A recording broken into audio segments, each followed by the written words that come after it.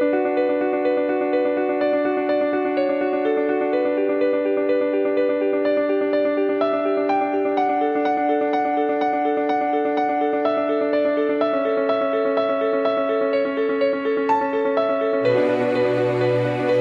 everyone. I'm your host, Andrea Weckerly, and welcome to the Ready Living podcast, where each episode is designed to educate, inspire, and empower you to create the life you want.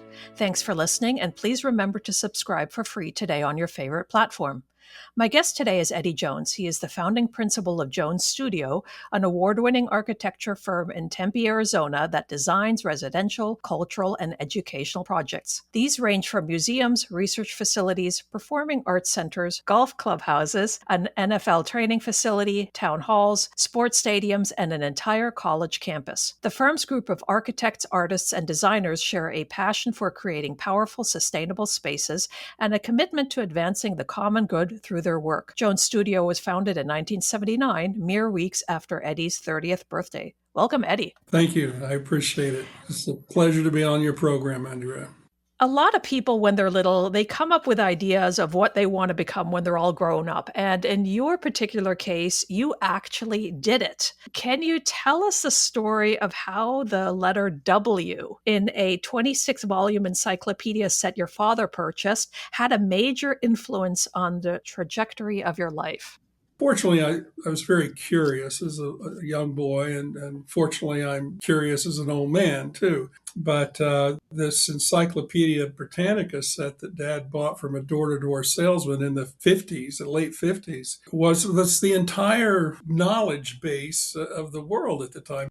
I was in the middle of the country, in the middle of the century, in the middle of the state, and everything else was somewhere else. So to, sort of dive into these books of curiosity and images, and I don't think I was very good at reading at the time. I was so young.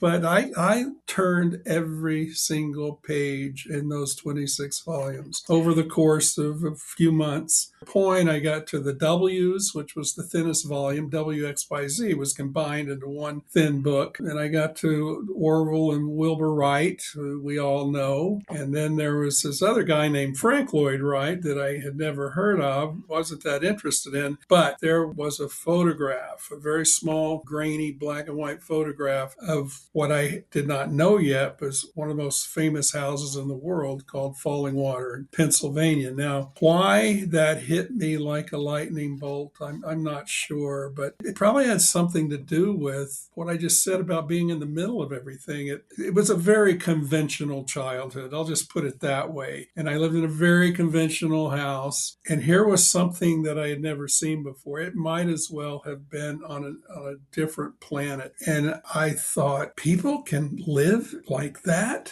Houses don't have to look like my house or my neighbor's house. And that was it. That was the spark. And then back in the 50s, there were, women's magazines that my mother subscribed to, House Beautiful, The Red Book. Each issue, because it was sort of the post-war optimism and modernism were holding hands. And so each issue would publish a modern house, mostly in California, some in Arizona. They would show the floor plans and interior photographs and exterior photographs. So I found myself trying to match the photographs to the floor plans. I didn't even know it was called a floor plan, but I figured it out. And I guess I just had this inherent ability to study two-dimensional flat images in a three-dimensional imagination. It was early training, wasn't it? For how to, think like an architect. And then at some point, my parents said, well, you probably want to be an architect. And I go, okay. and I was able to, even from an early age, gear my education towards a creative future, taking drawing courses, taking advanced drawing courses, freehand drawing courses. And then when I was in junior high school, there was a mechanical drawing course. Now, mechanical drawing is a lost art. It requires tools, triangles, compasses, T-squares, all those things, pencils. And I still remember the first drawing, mechanical drawing I produced, the first technical drawing I produced. I couldn't believe I did it. It was like learning a language, and I was immediately proficient at this new language, and that joy has never left me. I continue to this day draw by hand. As a matter of fact, I interrupted myself to come down here to participate in this podcast because I was having a wonderful time, totally absorbed in a piece of paper and the graphite and the ink that goes along with it. The short answer is I found the joy in architecture very early, and I've never stopped practicing. I've never stopped enjoying it. I'm more hungry now than I was when I first received that 26-volume set of encyclopedias. The way you just described that sounds like the creation process is very visceral for you. Yes, it is. It's rewarding. It's fulfilling. It's even a place to hide, given how scary things just became a couple of weeks ago. Your firm has won many awards over the years, but recently you won another very special award, which was being honored in Forbes' inaugural America's Top 200 Residential Architects list. That's fantastic. I'm proud to say that in spite of all of the very large work we do that you were describing earlier, I still do houses. I welcome a residential client, and selfishly, I keep them for myself. And that's what I was working on upstairs was a house for Park City for a young man that I've known, most of his life. The output of residential design and actual implementation is pretty small as compared to most of the people on that list. I was named by Architectural Digest one of the top 100 architects, residential architects some years ago. I don't know how those things happen, but I am very proud of my houses. I'll tell you that. They're always different. Why are they different? The clients are different. Their needs are different. Their budgets are different. And above all, their sites are different. And it's a pleasure, especially to be given the responsibility to design someone's home that's not in Arizona, that's in a different climate where maybe it snows a lot, rains a lot, or has other factors that shape and help drive decisions, design decisions. I hate to brag, but we had our annual American Institute of Architects Arizona AIA Design Awards Gala. And back in the early 2000s, they invented the Firm of the Year Award. And Jones Studio was the first recipient of the Firm of the Year in Arizona. And Saturday night, we became the first firm to get it a second time. All of us got up on stage hugging. It was emotional and a beautiful thing. I swear I have the best people that exist in Arizona. That's really, really great. Speaking of success, I read in an article where you attribute a lot of the firm's financial success to your brother, who also studied architecture, but who has the skills and the talents to run the business side of the firm while you focus on the design aspects. Yes, my brother, Neil, he's been my partner for 40 years. We now have two younger partners who will succeed us. When we were kids, we sort of daydreamed, fantasized about having our own firm, whatever the hell that meant. And Neil intuitively knew that he wasn't as strong in design, so somebody's going to have to run the business. So he was one of the first students at the University of Illinois to receive a double master's in their new program of double masters in business and architecture. And so when he joined Jones Studio, I think in 1983, Jones Studio, it was me in my third spare bedroom. I don't want to imply that I actually had a legitimate company. He came on board and he just methodically began to set up business practices. He was able to take advantage of a new system of public work, RFQs, requests for qualifications. Prior to that, as you might expect, the established architects in Phoenix, there were probably 6 or 7, got all the work. The leftovers, that fell off the table, we were there to grab the crumbs. This new system was invented, which was great because Neil had been taught at a very large firm back in Atlanta how all of this marketing and how to present yourself could be effective. And so we came out of the gate batting 1,000 because we had an advantage. I have seen brilliant designers eventually fail because they were unable to accept the condition of business. And especially if you have payroll, then the weight on one's shoulders is great. And one has to, respect the nature of business in order to continue to do good work.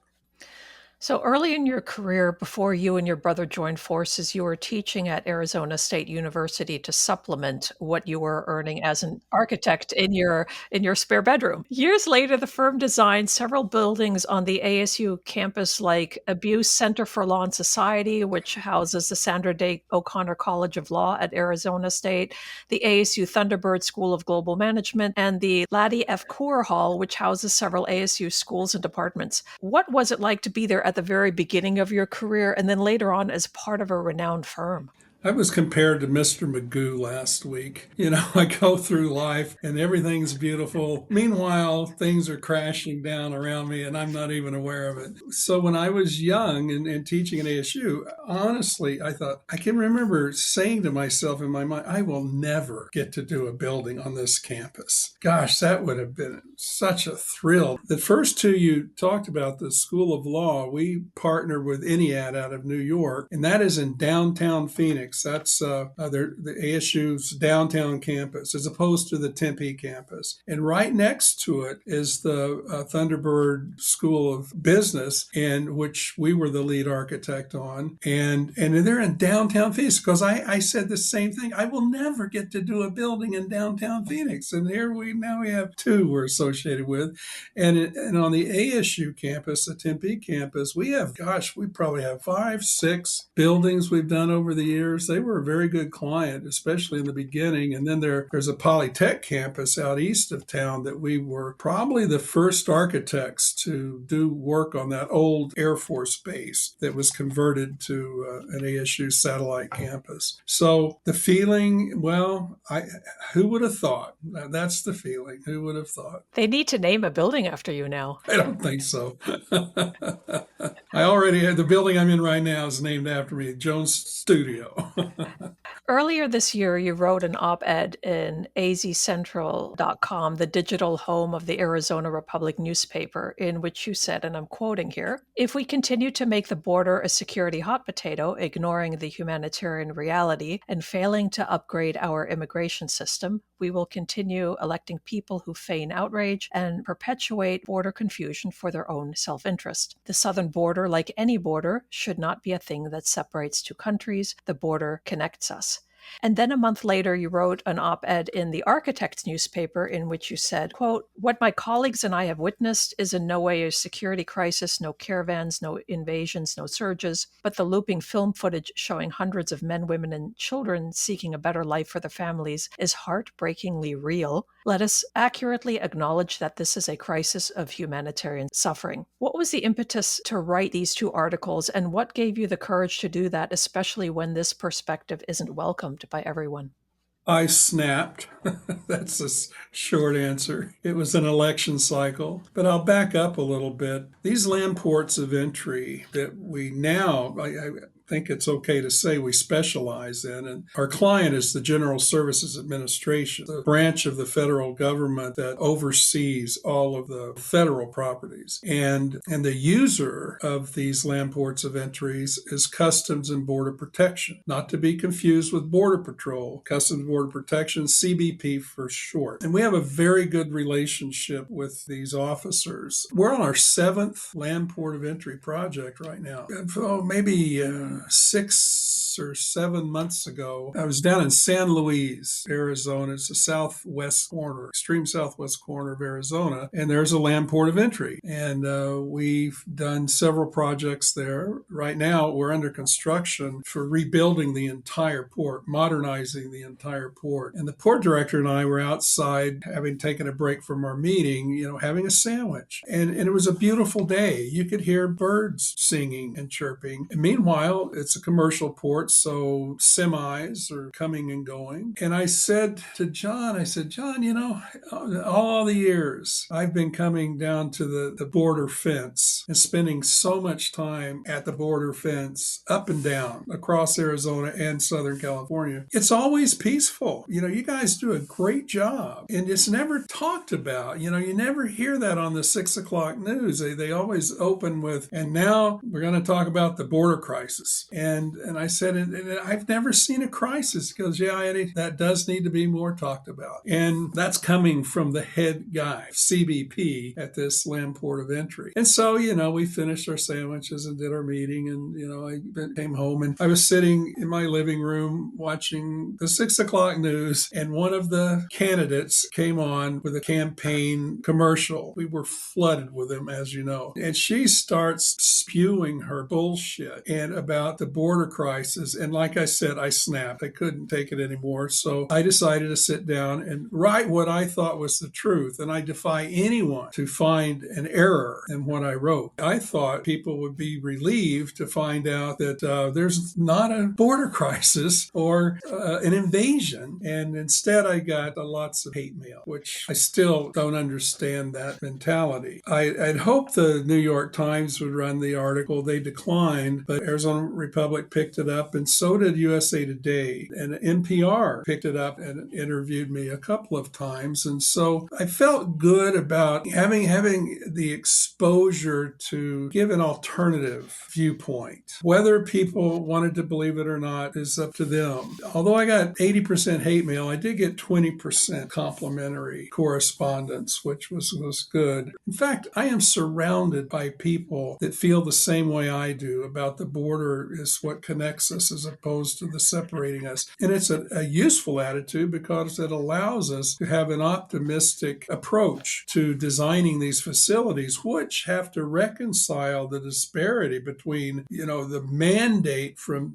our government that says we need to respect and welcome people to America. And then we have to respect CBP's law enforcement requirements and personal inspection requirements. I think the reason Jones Studio keeps getting hired is we always endeavor, and with a pretty high degree of success, do reconcile those goals. And so everybody wins. And the more land ports we do, the more CBP sees that good design matters. It's measurable. The anxiety levels of people coming into America are a decrease, which decreases the anxiety levels of the officers. They feel safer. And, I don't think it's a surprise that if you recognize people's personal dignity and you show respect, that it matters. And so we continue to do it no matter who's in charge. Probably the most famous port of entry that you've worked on is the Mariposa land port of entry. In an interview in Architecture magazine, you shared that you began the design process by reading the poem Borderlines by poet laureate Alberto Ríos, who grew up in a border town in Arizona. Yes, Nogales. Why is this poem special to you, and how did it inform the design process? I have long answers for everything. Forgive me. It starts with how in the hell did we get our first land port of entry in the first place, which was Mariposa. We were a small company. We were like, maybe 11 people. And this is back in 2006, I think. Back up a little bit further. The General Services Administration established what they call Design Excellence Program around 1995, which was a result of Senator Patrick Moynihan, the senator from New York, recognizing that federal buildings were killing city blocks because, the mentality was this is taxpayer money, therefore these need to be the cheapest and most economical buildings. There can be no excessive fenestration, whatever. And they were dull and they were not pleasant to work in. And so he penned 3 design principles that continue to guide these projects today. And a land port of entry falls under the Design Excellence Program. So do federal courthouses and so do federal office buildings. And if you don't bring your A game as an architect, you can get fired. I have seen that happen to other architects. Part of this Design Excellence Program involves peer reviews. And I answered the phone one afternoon in, I think, 2004 and found out that I had been appointed a national peer reviewer for the design excellence program. How that happened, I don't know, but I said yes. Didn't know what I was saying yes to, but it sounded pretty cool. And it was. And my first assignments happened to be land ports of entry in Texas. So I would sit in these meetings as a peer reviewer, learning what land ports of entry were all about. So when the RFQ came out, the request for qualifications from the General Services Administration, I said to my brother Neil, I think we should go after this Mariposa land port of entry. He goes, you're crazy. We don't have any experience. We haven't designed a ticket booth, much less an inspection booth. I go, I don't know, Neil. I think we should try it. He goes, okay, let's try it. So part of my research and the narrative that I wrote to hope to get shortlisted for this project was that I knew Alberto Ríos. I knew he had grown up in the area. So I was able to read a book he wrote about that experience of growing up in Nogales, Arizona and Nogales, Sonora, and interview him and learn about the history, really the backstory, to learn about the Ambos Nogales. That is the ambient Nogales.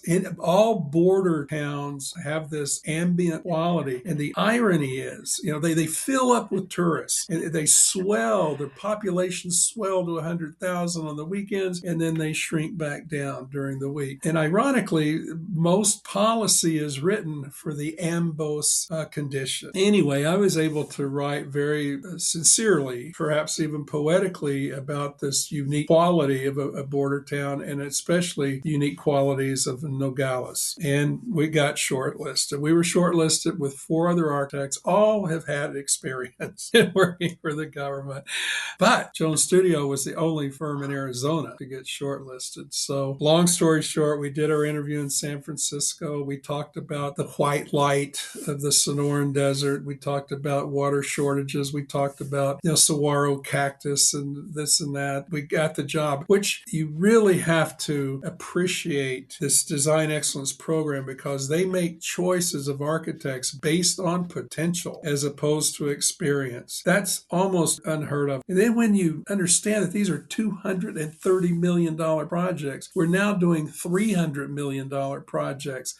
It's crazy, that we got that job, but by golly, we delivered. And you notice in the last line of that poem, Alberto says, let us turn the map slowly until we see clearly. The border is what connects us, not what separates us. And we live by that. That is our guiding star through all of these land ports. We never forget that. And it makes all the difference in how we conceptualize initially what approach we're going to take.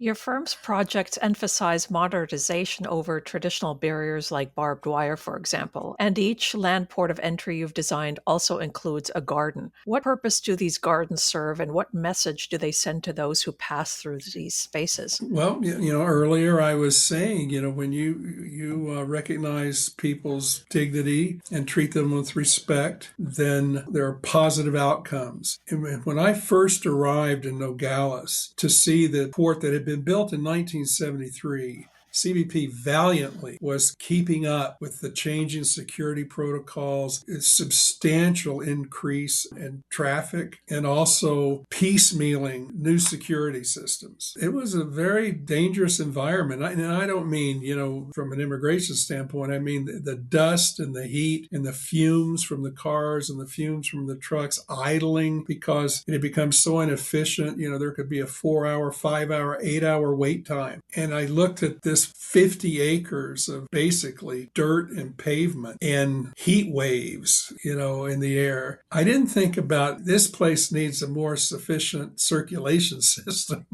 I thought this place needs a garden. That is an absolute truth. The first thing that entered my mind. And we had a wonderful landscape architect, Chris Winters. He's a local too, who bought into the idea and has reinforced it every time. And then to your point about going against conventional security systems of barbed wire, we use the architecture to create safe spaces, to create perimeter and secure, the expanded 54 acres. You don't see coils of razor wire. You don't see strands of barbed wire. There is some, but it's kind of hidden. It drops below the top of the walls. And so what you read is an oasis I couldn't change the mile on either side of the sort of desolate approach to the gateway to America. But once you enter into the compound, it's a huge difference. Instead of pedestrians and cars and bicycles fighting for the same space, it's all separated. People can feel like they're passing through nature into a crystalline building, this glassy, transparent building for pedestrian processing, and then exiting underneath a beautiful sculpture and finally arriving in the United States. And that's what it's all about. We're very proud that we can do that. And I love that opportunity to keep doing it more and more. If you think Mariposa was good, wait till you see when San Luis when it's finished. Working on the master plan for a brand new port. Finally, we have a clean piece of ground. We don't have to work around any existing, outdated, obsolete port. It's west of Douglas, Arizona. So, with Mexico as America's top trading partner, how vital are modernized land ports of entry to maintaining these strong cross border relations and economic stability, particularly for border states like Arizona?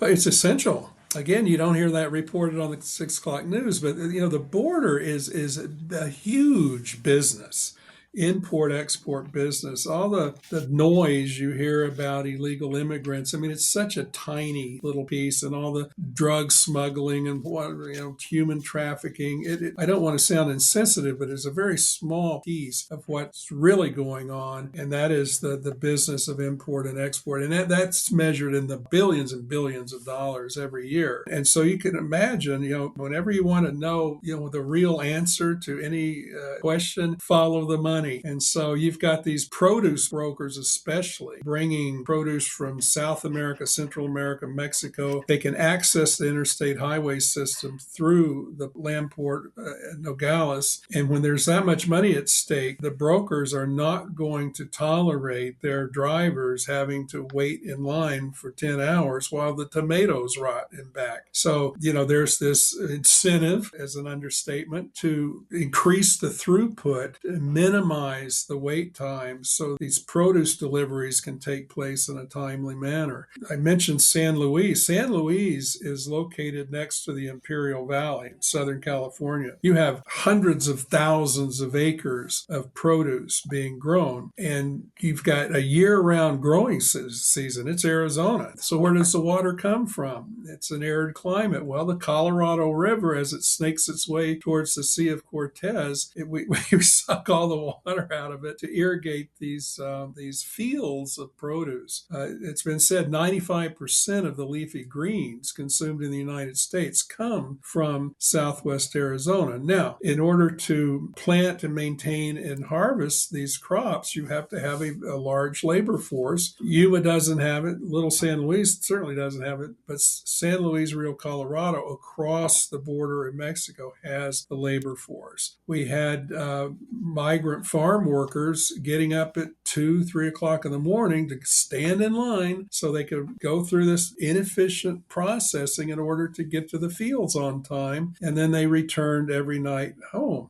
I'm really proud to say that the wait times plummeted. GSA said, we want these workers to be able to spend more time with their families. Isn't that benevolent? I mean, when do you hear that coming from any governmental client? You ask anyone at Jones Studio, and we'll say the same thing. Our best and most progressive client is the federal government, the GSA, General Services Administration. They have our back. They mandate that we introduce a garden, then they're going to give us the tools to make sure that garden can thrive. And they're going to give us the tools to create architecture, not buildings, but architecture that serves both the visitors and Customs and Border Protection, and do it in an excellent way. And thanks to the Biden administration, the infrastructure bill and the Inflation Reduction Act, San Luis will be the first net zero land port of entry in the world.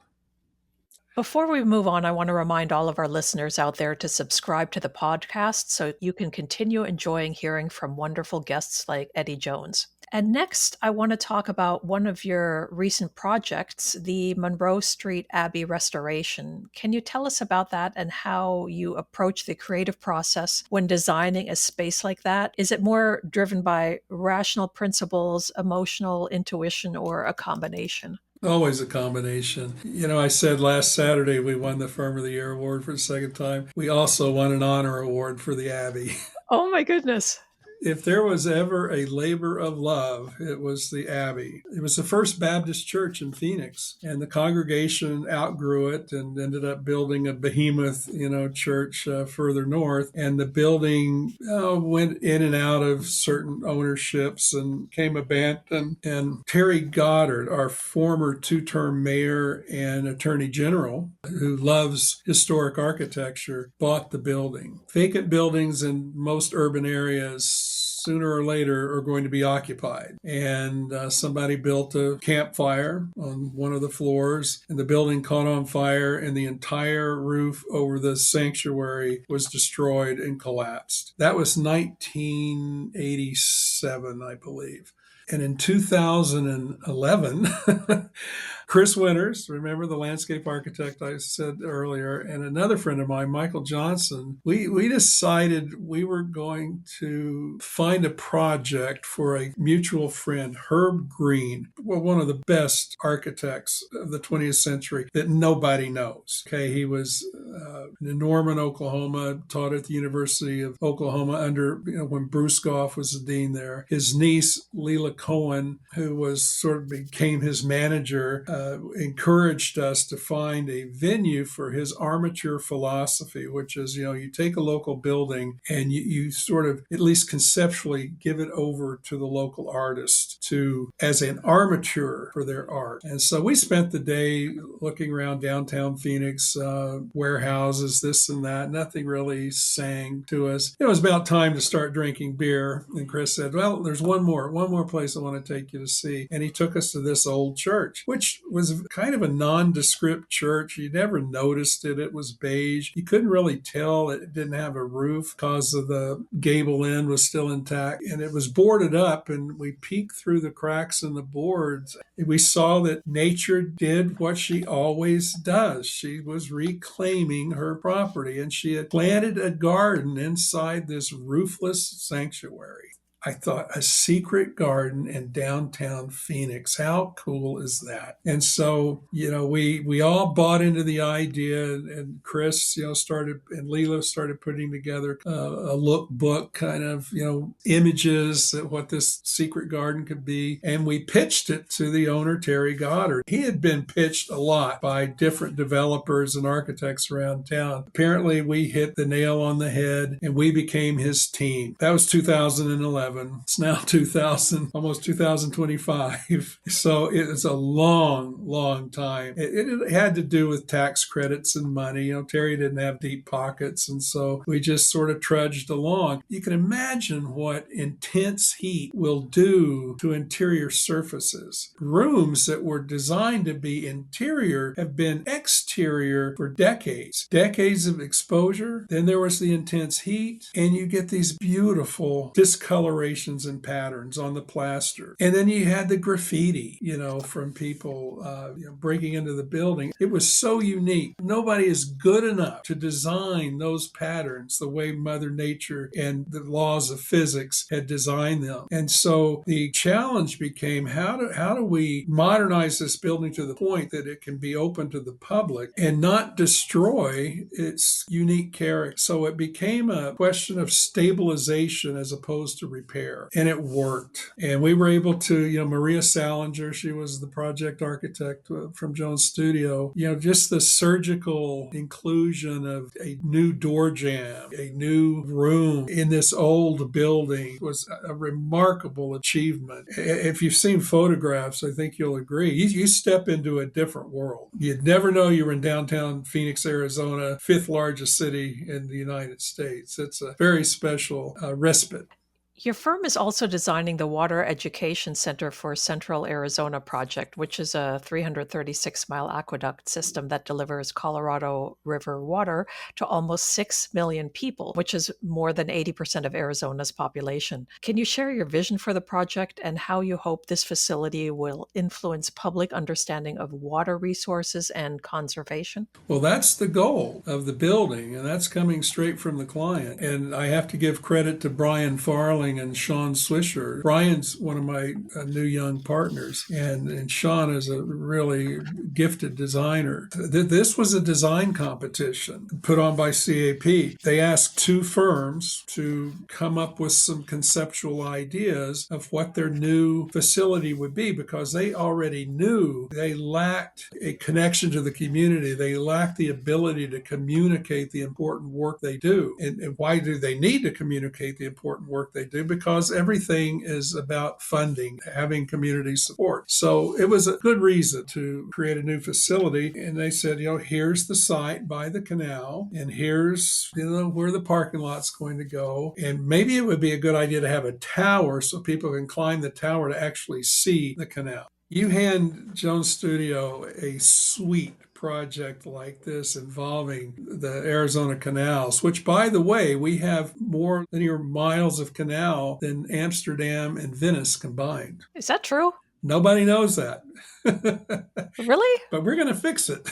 That's amazing. Really, that is a true statistic. And so for us, and Brian especially, it was a no-brainer. We can't put the building here where they want it. We're going to have to span the canal, be on top of the canal to completely integrate the message in with the actual physical object. And it's like, everybody's going to do this. Well, they didn't. The other firm didn't. They stuck to the rules, did the tower, and when they saw this building spanning the canal, it's like, that's it. Mic drop. You guys get the job, and it's just gotten better and better. I watched the development of the design, and it's going to be one of our best projects ever. I can tell. But to have broken the rules, to blatantly ignore the instructions, is something that Jones Studio does all the time, but not out of defiance, just out of seeing a better way. These land ports of entry, back to that, the GSA always gets a feasibility study. We are always handed a master plan, and we always throw it away.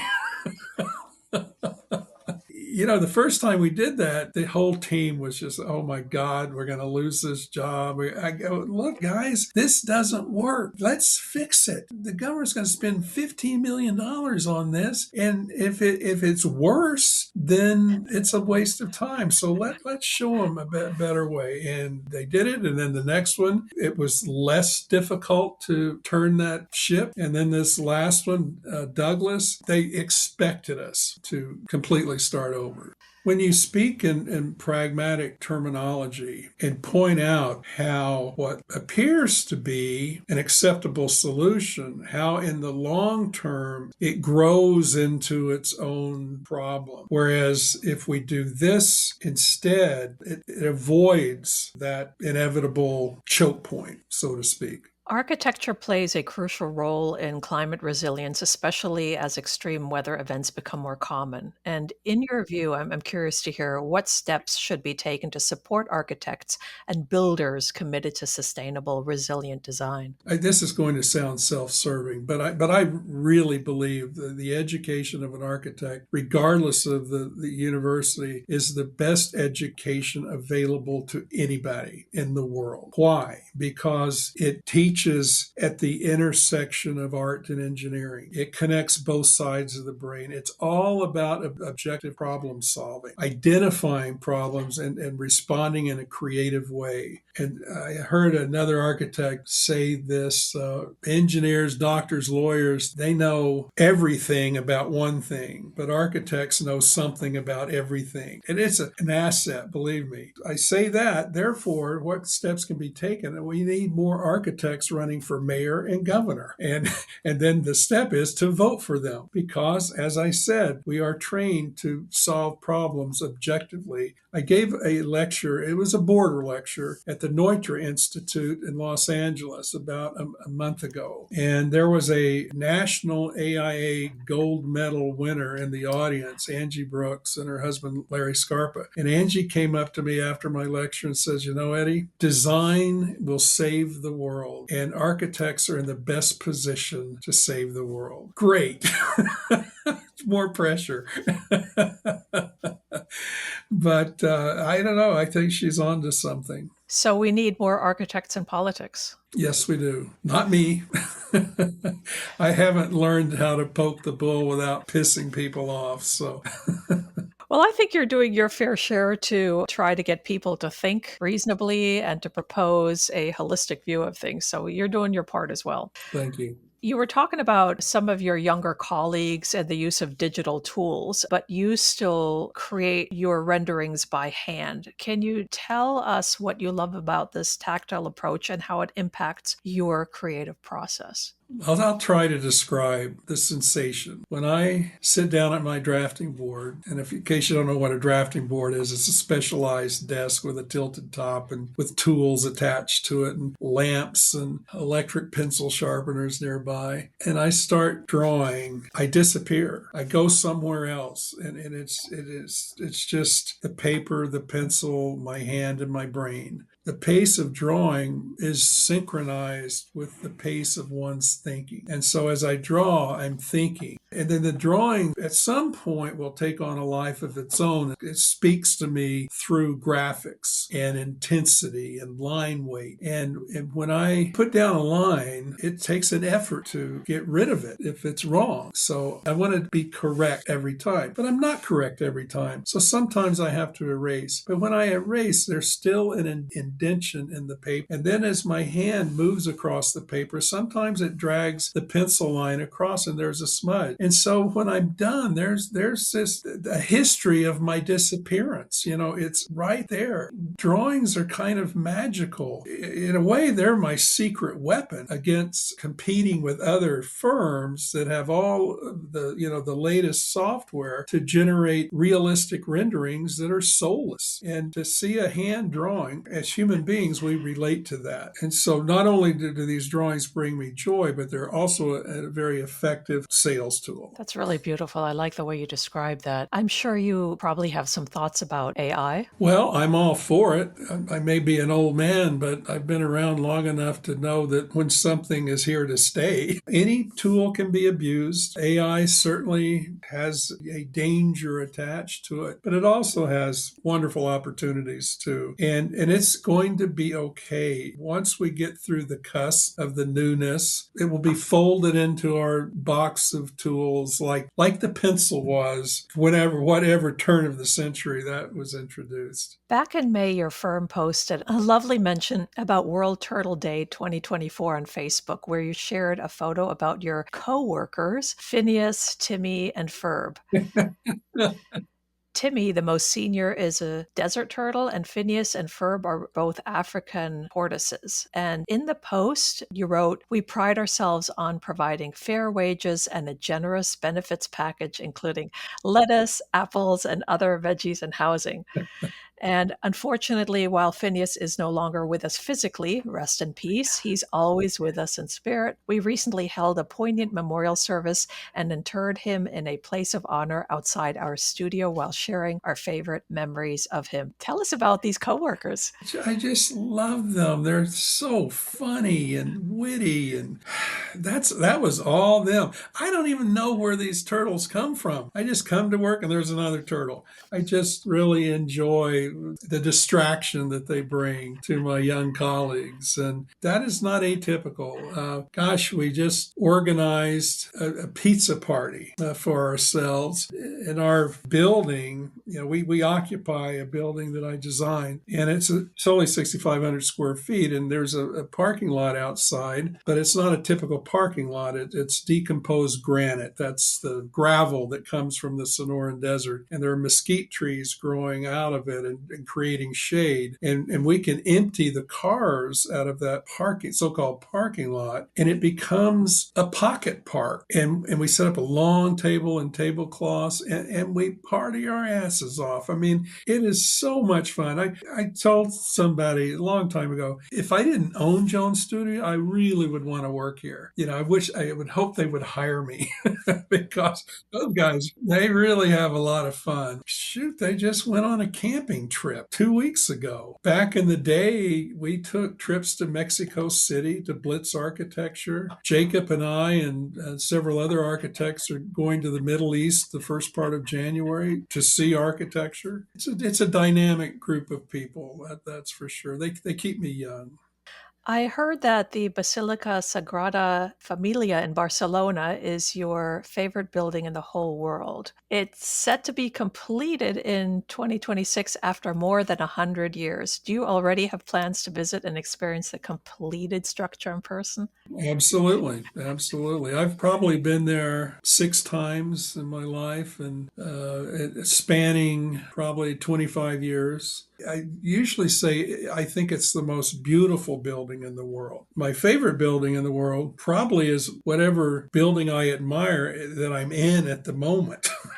But the Sagrada Familia, it's gut wrenching. I mean, architecture is taught in a very sort of linear, methodical way. You see buildings like the Sagrada Familia, and it can only come from somebody's gut, from their heart, because it's unprecedented. And when you think of centuries ago how Antonio Gaudi communicated how to construct this elliptical shape by beveling an egg, or how to get these catenary curves by building a string sculpture and weighting it with little bags of sand and then putting a mirror underneath it. No computers, no software. And then the embellishment of tile and color and sparkle and light and stained glass. I mean, it's breathtakingly beautiful. And I hope it's still as accessible as it was the first time I was there. I still remember climbing the spiral turrets and getting on some of those little bridges that connected the turrets together 300 feet up in the air and thinking, damn, I can't even believe this is legal. You never get to do this in the United States. That's what I love about Europe. They'll let you go anywhere if you've got €4.